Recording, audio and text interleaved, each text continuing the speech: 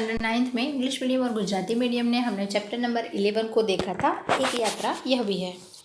उसमें लेखक और युवक जो मोहन के साथ बातचीत होती है कि किस प्रकार वो बीए पास था, नौकरी ढूंढ रहा था और फिर उसे ऑटो चलानी पड़ी। उसकी पूरी घटना आज हम देखेंगे।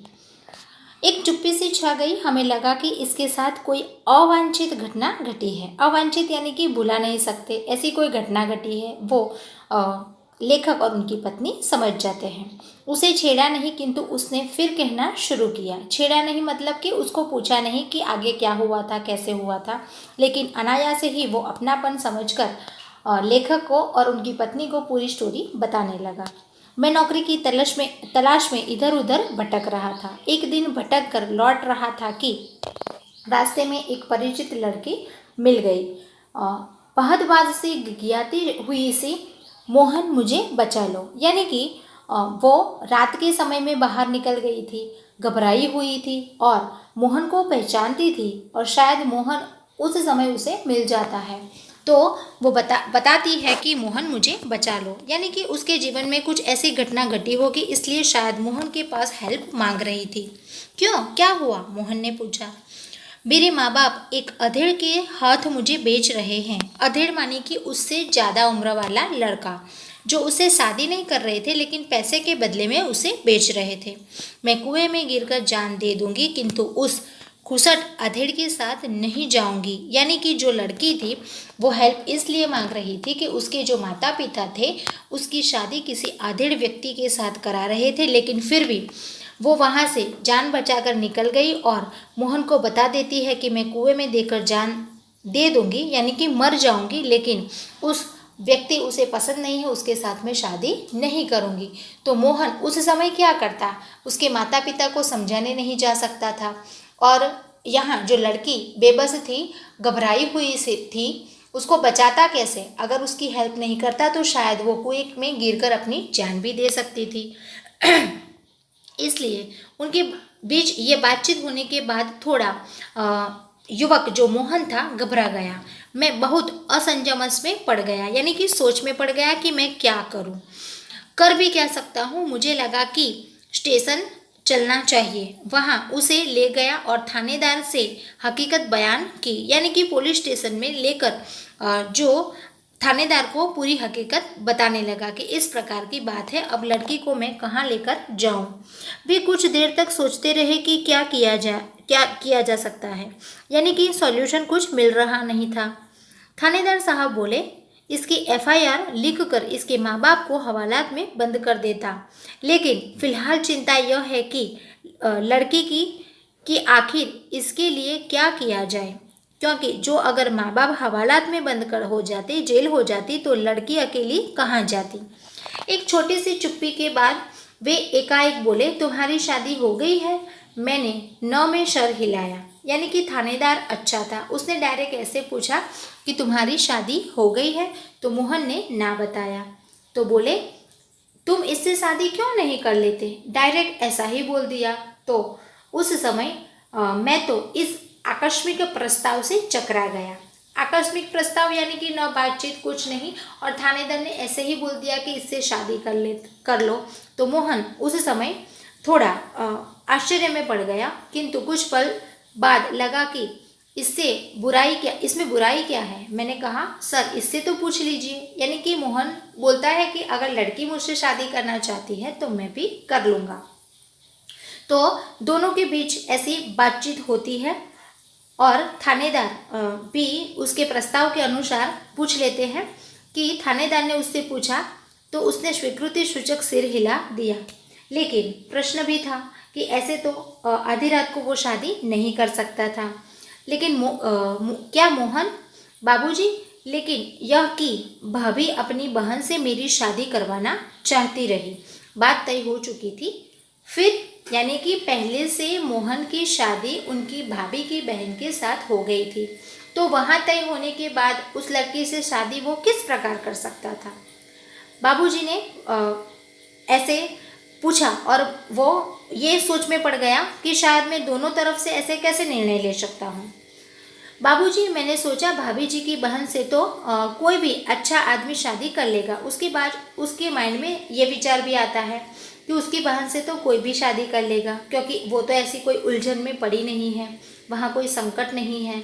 लेकिन इस लड़की की तो मैं ज़िंदगी खतरे में है। लड़की सुंदर भी है, परिचित भी है, और सबसे अहम बात यह है कि वह संकट में है, इसलिए उसकी हेल्प करनी है। इससे विवाह करना प्रीतिकर भी होगा और मानवीय भी। लेकिन यानी कि थानेदार के बाद प्रश्न का सॉल्यूशन निकालना था। ऐसे तो वो शादी नहीं कर सकता था, बहुत सारे प्रश्न सॉल्व करने थे, उसके बाद जाकर शादी होगी। यानी कि पहले तो ये प्रश्न था कि भाभी जी की बहन के साथ शादी हो गई है तो मैं कैसे कर सकता हूँ। फिर ये भी सोचा कि लड़की सुंदर है, परिचित है, लेकिन वो संकट में भी है, तो किस प्रकार से संकट से बचाना है, इसलिए शायद मोहन उससे शादी करने के लिए तैयार हो गया। और समस्या यह थी कि अब यह विवाह एकदम तो न हो पाएगा ऐसे ही। यदि लड़की घर गई तो फिर वही बेच दे जाने का संकट, मैं से साथ ले जाऊंगा तो भैया भाभी तो नाराज होंगे ही। इसके माँ बाप मेरे ऊपर लड़की भगाने का केस कर देंगे। जब मैंने थानेदार के ये सामने यह सारी समस्या रख दी तो वे बोले, कुछ दिन के लिए इसे नारी निकेतन में रखवा देता हूँ। लड़की से माँ बाप के खिलाफ शिकायत लिखवा कर रख लेता हूँ, यानी कि लड़की भी सेफ रहेगी, मोहन के साथ कोई और प्रॉब्लम भी नहीं होगा और माँ बाप के प्रति एक्शन भी लिया जाएगा। तीनों बातों का सॉल्यूशन उन्होंने वहीं पर कर दिया। 15 दिन के बाद उन्होंने मंदिर में उससे शादी करवा दी। मैंने कहा, मोहन, ऐसे थानेदार कहाँ होते हैं? मुझे तो इस घटना पर विश्वास ही नहीं हो रहा है, लगता है कि मैं कथा सुन रहा हूँ। यानी लेखक और उनकी पत्नी ये सारी बात सुनकर बिल्कुल आश्चर्यचकित हो जाते हैं कि थानेदार तो उल्टा हमारे पर ऐसा केस ठोक देंगे, या तो फिर ऐसा बताएंगे कि तू भाग कर आया है या भगा कर लाया है, उसका कोई सॉल्यूशन नहीं निकालेंगे। लेकिन थानेदार कैसा व्यक्ति है? बहुत अच्छा, इसलिए शायद ऐसा सॉल्यूशन निकाल कर दोनों की ज़िंदगी बचा ले। आप सही कह रहे हैं बाबूजी, लेकिन यह थानेदार कवि भी है, कवि सम्मेलनों में कविता पढ़ता है और इसकी कविताएं मानवीय संवेदना से भरी होती है। यानी कि हर एक इंसान के अंदर होती है उसकी भावना कि वो किस प्रकार का आदमी, वो चाहे किसी भी पोस्ट पर, किसी भी स्थान पर बैठा हो, लेकिन उसका दिल किस प्रकार का है, ये काम का होता है, ये बहुत महत्वपूर्ण होता है। क्योंकि थानेदार के आधार पर उसे देखा जाए तो उसको एक्शन लेनी पड़ेगी, लेकिन फिर भी वो कवि है, उसका दिल मानवीय वेदनाओं से भरा हुआ है, संवेदनाओं से भरा है, तो वो आदमी एक अलग प्रकार का होगा। इसलिए शायद उस लड़की के बारे में अच्छा सोचा और ये अच्छा काम भी कर दिया। हाँ, तब ठीक है भाई, हर क्षेत्र में कोई ना कोई मसीहा दिखाई पड़ ही जाता है। हाँ, तब यानी कि कहीं ना कहीं ऐसे इंसान हमें योग्य समय पर मिल जाते हैं जो हमारी हेल्प कर देते हैं और मसीहा मानी कि भगवान का रूप होते हैं। तब तक कि मेरे भाई भाभी मुझसे खफा हो गए हैं और हमें घर से निकाल दिया। एक तो मैंने उसकी साली से शादी नहीं की, दूसरे जिस लड़की से की वह किसी और जाति की है, यानी कि घर में उन्हें एक्सेप्ट नहीं किया गया, क्योंकि पहले से जो शादी तय थी वो भी तोड़ दी और जिस लड़की से शादी की वो दूसरी जाति की थी, इसलिए घर से बाहर निकाल दिया गया था। तो तुम लोग ग्वालियर आ गए, यानी कि आगरा को छोड़कर मोहर और उसकी पत्नी जो लड़की थी वो ग्वालियर में रह रहे हैं। हाँ बाबूजी, आगरा में हमारा निवाह होना कठिन था। पराये शहर में भले ही कोई अपनापन न हो, किंतु यह परायापन उसे अपनेपन से अच्छा है न, जो दिन रात अप्रीतिकर व्यवहार बनकर तन मन को उद्विग्न करता रहे। यानी कि जो अपने थे पराये हो गए, घर से बाहर निकाल दिया। उन्होंने ये भी नहीं सोचा कि वो किस प्रकार कहाँ रहेंगे, किस प्रकार अपना गुजारा करेंगे, नौकरी नहीं है।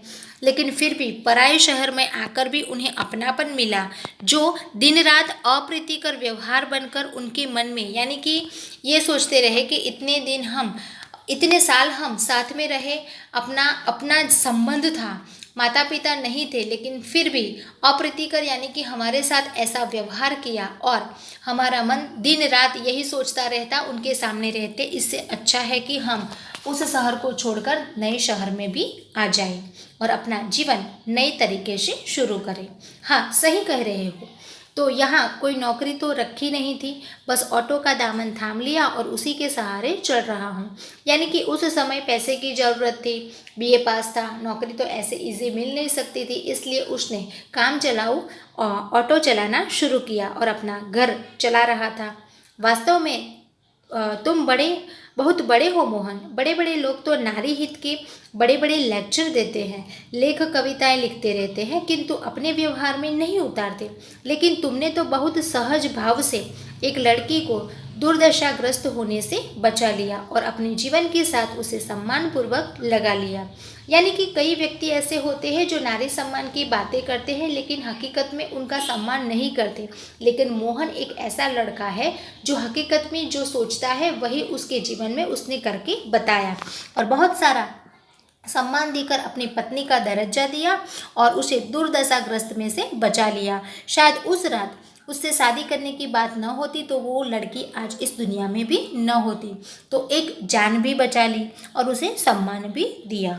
बाबूजी, इस कार्य से मुझे बहुत ही संतोष मिला। मैंने तो एक बार उसका उद्धार किया, किंतु वह तो प्रायः मुझे संकटों से उबारती रहती है। यानी कि जितना मोहन उसे लगाव था या प्रेम था और उसका उद्धार किया, उससे ज़्यादा दुगना उसकी पत्नी उसको सम्मान देती है और हर संकट से उसे बाहर निकालती है। मोहन की यह कहानी हम पर छा गई और वह हमारे मन में इतना बड़ा हो गया क्योंकि वो नारी सम्मान के लिए पूरा अपना जीवन और अपने भाई भाभी का भी विरोध कर लिया और अलग से रहने लगा और अपना जीवन नए से शुरू किया। गाड़ी का समय हो रहा था। मोहन हमें लेकर स्टेशन आ गया। उसे मैं 500 रुपये का नोट देने लगा। वह बोला, रहने दीजिए बाबूजी। अरे, यह तुम्हारा पारिश्रमिक है, कोई दान थोड़े ही दे रहा हूँ। पारिश्रमिक माने कि मेहनताना जो दिन के समय उसने काम किया था उसके बदले में पैसे लेने थे। लेकिन फिर भी 500 रुपया देने पर मोहन बोलता है कि ये तो बहुत ज़्यादा है, मैं नहीं ले सकता। लेकिन फिर भी लेखक कहते हैं कि मैं कोई तुम्हें दान नहीं दे रहा हूँ, तुम्हारी मेहनत का पैसा दे रहा हूँ। बाबूजी, मैंने माँ बाप का प्यार तो नहीं पाया, कल से ही लग रहा है कि मुझे माँ बाप मिल गए हैं। इस सुख के आगे पैसों का तो कोई मोल ही नहीं होता। पैसा तो और लोगों से भी कमा ही लेता हूँ, यानी कि मुझे दूसरे पैसेंजर मिलेंगे उससे मैं पैसा कमा लूँगा, लेकिन आपके साथ जो आत्मीयता हुई और माँ बाप जैसा मुझे जो प्रेम 2 दिनों में तुमसे मिला वो मैं कभी भी नहीं भुला सकता और ये पैसे भी मैं नहीं ले सकता।